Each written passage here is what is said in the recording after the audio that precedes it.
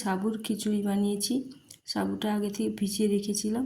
আর নিয়েছি আমি ফুলকপি কুচি, বাঁধাকপি কুচি, ক্যাপসিকাম, গাজর, টমেটো, আদা, তারপরে ধনেপাতা, কাঁচা লঙ্কা। নিয়েছি আমি চিনেবাদাম, তেজপাতা, নুন, চিনি, গরম মশলা, সাদা তেল, একটু ঘি আমি নেব, ওটা পরে দেব।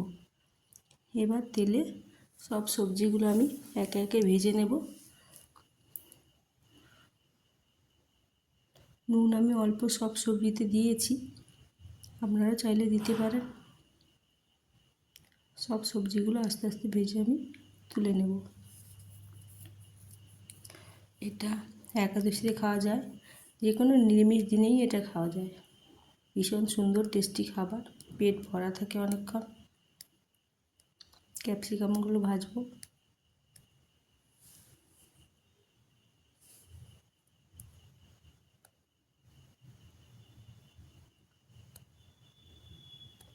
এরপরে আমি ফুলকপিগুলো ভেজে নেব। সব নুন মাখিয়ে আমি রেখেছিলাম। নুন মাখিয়ে রাখলে একটু নরম হয়ে যায়, ওইটাই সুবিধে।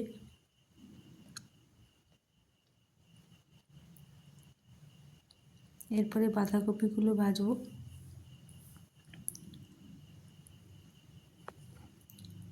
বাঁধাকপি হালকা হালকা ভেজে নিলেই ভালো হয়, কালারটা সুন্দর হয়।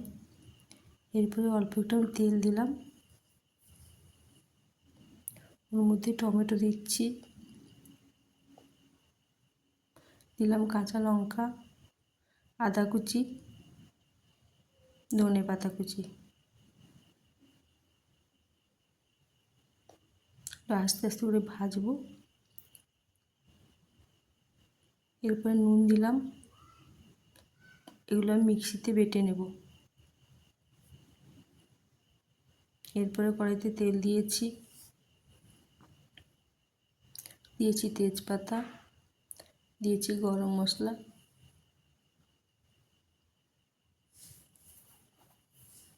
এরপরে আমি ওই মশলাটা দিয়ে দিয়েছি যেটা মিষ্টিতে বানিয়েছিলাম।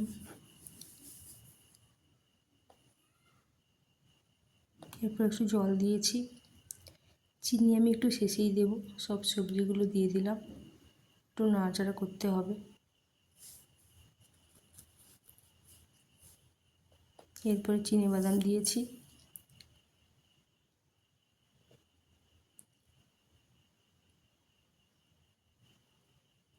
এরপরে আমি চিনি একটু বেশিই দিচ্ছি, মিষ্টি লাগলে খেতে ভালো লাগবে তাই। এরপরে আমি সাবুটা তুলে দেব। সাবু দিয়ে বেশিক্ষণ নাড়াচাড়া করার দরকার নেই, 2-1 মিনিট রেখে নামিয়ে দেবেন। চাইলে একটু ঘি দেবেন, অনেকে ঘি খায় না, আমি অল্প একটু ঘি দেব, দিয়ে নামিয়ে দেব। ধন্যবাদ।